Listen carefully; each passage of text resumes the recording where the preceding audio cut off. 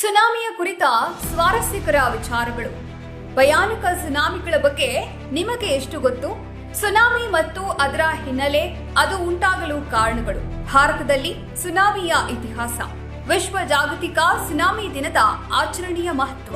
ಹಾಗಾದ್ರೆ ಸುನಾಮಿ ಎಂದರೇನು? ಸುನಾಮಿ ಎಂದರೆ ಸಮುದ್ರದ ಕೆಳಗೆ ಅಥವಾ ಹತ್ತಿರ ಸಂಭವಿಸುವ ಭೂಕಂಪಗಳಿಗೆ ಸಂಬಂಧಿಸಿದ ನೀರೊಳಗಿನ ಅಡಚಣೆಯಿಂದ ಸೃಷ್ಟಿಯಾದ ಅಗಾಧ ಅಲೆಗಳ ಸರದಿಯಾಗಿದೆ. ಸುನಾಮಿ ಹಿನ್ನೆಲೆ.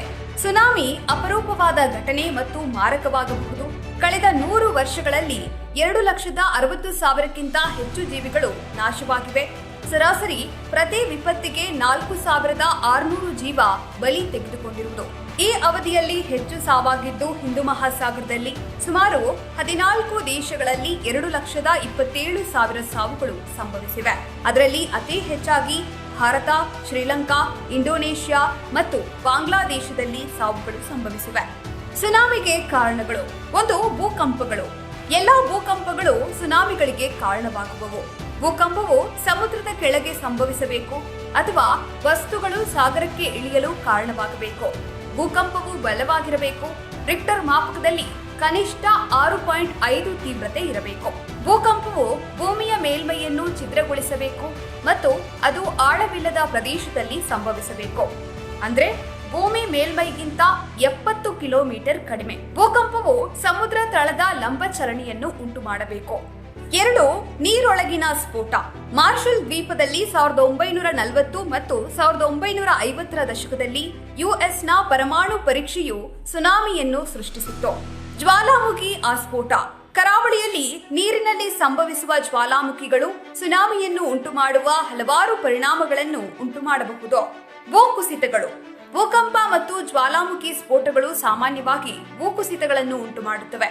ಸಾಗರಗಳು, ಕೊಲ್ಲಿಗಳು ಮತ್ತು ಸರೋವರಗಳಿಗೆ ಚಲಿಸುವಾಗ ಈ ಭೂಕುಸಿತಗಳು ಸುನಾಮಿಯನ್ನು ಉಂಟುಮಾಡಬಹುದು.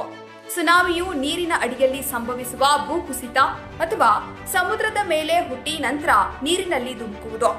ಭೂಕುಸಿತದಿಂದ ಇದುವರೆಗೆ ಉತ್ಪತ್ತಿಯಾದ ಅತಿ ದೊಡ್ಡ ಸುನಾಮಿ ಲಿಟುಯಾದಲ್ಲಿತ್ತು. ಉಲ್ಕಾಶಿಲೆ ಪರಿಣಾಮಗಳು. ಉಲ್ಕಾಶಿಲೆಯ ಪ್ರಭಾವದಂತಹ ಯಾವುದೇ ಐತಿಹಾಸಿಕ ಉದಾಹರಣೆಯು ಸುನಾಮಿಗೆ ಕಾರಣವಾಗದಿದ್ದರೂ ಸುಮಾರು 5 ಮಿಲಿಯನ್ ವರ್ಷಗಳ ಹಿಂದೆ ಉಲ್ಕಾಶಿಲೆಯ ಸ್ಪಷ್ಟವಾದ ಪ್ರಭಾವವು ಮೆಕ್ಸಿಕೋ ಮತ್ತು ಯುನೈಟೆಡ್ ಸ್ಟೇಟ್ಸ್ನ ಗಲ್ಫ್ ಕರಾವಳಿಯಲ್ಲಿ ಸುನಾಮಿಯನ್ನು ಉಂಟುಮಾಡಿತು. ಭಾರತದಲ್ಲಿ ಸುನಾಮಿಯ ಇತಿಹಾಸ. 1881 ಅಂಡಮಾನ್ ಮತ್ತು ನಿಕೋಬಾರ್ ದ್ವೀಪಗಳ ಸುನಾಮಿ. ಬಂಗಾಳಕೊಲ್ಲಿಯಲ್ಲಿ ಭೂಕಂಪದಿಂದ ಉಂಟಾದ ಅಂಡಮಾನ್ ಮತ್ತು ನಿಕೋಬಾರ್ ದ್ವೀಪಗಳನ್ನು ಅಪ್ಪಳಿಸಿದ ಸುನಾಮಿ 2,000ಕ್ಕೂ ಹೆಚ್ಚು ಜನರನ್ನು ಬಲಿ ತೆಗೆದುಕೊಂಡಿತ್ತು. 1946 ಅಂಡಮಾನ್ ಮತ್ತು ನಿಕೋಬಾರ್ ದ್ವೀಪದಲ್ಲಿ ಸುನಾಮಿ. ಅಂಡಮಾನ್ ಸಮುದ್ರದಲ್ಲಿ ಪ್ರಬಲ ಭೂಕಂಪದಿಂದ ಉಂಟಾದ ಸುನಾಮಿ ಅಂಡಮಾನ್ ಮತ್ತು ನಿಕೋಬಾರ್ ದ್ವೀಪಗಳಿಗೆ ವ್ಯಾಪಕ ಹಾನಿಯನ್ನು ಉಂಟುಮಾಡಿತು. 1991ರ ಮಾಲ್ಡೀವ್ಸ್ ಸುನಾಮಿ. ಹಿಂದೂ ಮಹಾಸಾಗರದಲ್ಲಿ ನೀರೊಳಗಿನ ಭೂಕಂಪದ ಪರಿಣಾಮವಾಗಿ ಮಾಲ್ಡೀವ್ಸ್ ಮತ್ತು ಭಾರತದ ಕರಾವಳಿಯನ್ನು ಹೊಡೆದ ಸುನಾಮಿ. 2004ರ ಡಿಸೆಂಬರ್ 26ರಂದು ಸಂಭವಿಸಿದ ಸುನಾಮಿ. ಭಾರತದಲ್ಲಿ ಅತ್ಯಧಿಕ ಸಾವು ನೋವು ಸಂಭವಿಸಿದ್ದು ತಮಿಳುನಾಡಿನಲ್ಲಿ. ಚೆನ್ನೈ, ಕಡಲೂರು, ನಾಗಪಟ್ಟಣಂ, ಕನ್ಯಾಕುಮಾರಿಗಳಲ್ಲಿ ಹಂತಕ ಅಲೆಗಳ ಅಬ್ಬರದ ನಡುವೆ 7,000ಕ್ಕೂ ಅಧಿಕ ಮಂದಿ ಪ್ರಾಣ ಕಳೆದುಕೊಂಡರು. ಈ ಮಹಾ ಸುನಾಮಿ ಸಂಭವಿಸಿದ್ದು 2004 ಡಿಸೆಂಬರ್ 26. ಪ್ರಮುಖ ಸಂತ್ರಸ್ತ ರಾಷ್ಟ್ರಗಳು Indonesia, Bharat, Sri Lanka, Thailand, Maldives, Malaysia, Madagascar, Somalia, Tanzania, ದಕ್ಷಿಣ ಆಫ್ರಿಕಾ. ಒಟ್ಟು ಸಾವಿನ ಸಂಖ್ಯೆ 2.8 ಲಕ್ಷ. ಮಹಾ ಅಲೆ ಎತ್ತರ 100 ಅಡಿ. ವಿಶ್ವ ಸುನಾಮಿ ಜಾಗೃತಿ ದಿನದ ಮಹತ್ವ. ಸುನಾಮಿಯ ಕುರಿತು ಜನರಲ್ಲಿ ಜಾಗೃತಿ ಮೂಡಿಸುವ ಸಲುವಾಗಿ ವಿಶ್ವಸಂಸ್ಥೆಯು ಸುನಾಮಿ ಜಾಗೃತಿ ದಿನವನ್ನು ಪ್ರತಿ ವರ್ಷ ನವೆಂಬರ್ 5ರಂದು ಆಚರಿಸುತ್ತದೆ. ವಿಶ್ವದಾದ್ಯಂತ 700 ದಶಲಕ್ಷಕ್ಕೂ ಹೆಚ್ಚು ಜನರು ಸಮುದ್ರ ತೀರ ಪ್ರದೇಶದಲ್ಲಿ ವಾಸಿಸುತ್ತಿದ್ದಾರೆ. ಅವರಿಗೆ ಸುನಾಮಿ ಮತ್ತು ಅದರಿಂದ ಉಂಟಾಗಬಹುದಾದ ಅನಾಹುತಗಳ ಬಗ್ಗೆ ಅರಿವು ಮೂಡಿಸಲು ಹಾಗೂ ಅವರ ಜೀವನಕ್ಕೆ ಭದ್ರತೆ ಒದಗಿಸುವ ನಿಟ್ಟಿನಲ್ಲಿ ಈ ದಿನಾಚರಣೆಯು ಮಹತ್ವ ಪಡೆದಿದೆ.